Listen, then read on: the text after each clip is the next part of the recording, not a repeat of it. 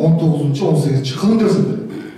Дүйнө жүзү бүгүнкү күндө эң үлкен мамлекеттер бардыгы парламенттик башкарып отурат.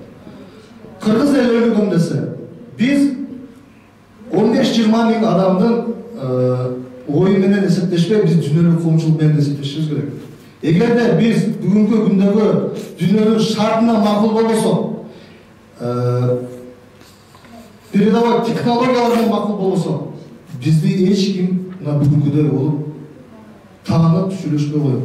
Ошондуктан конституцияны бүгүнкү күнү өзгөртүштүн кереги жок. Азыр конституцияны бузбай, Садыр Жапаров эгерде шайлоого барып, таза шайлоо кылам десе, таза адам катары тарата кылам десе, бузбашы керек эч кандай эрежени. Коркпой шайлоого барып, утуп келсе, биз тааныйбыз. Президент катары тааныйбыз, же премьер катары тааныйбыз. Эгерде утулса, ызычы салбай жакшынакай кылып мамлекетти жолго салыш керек.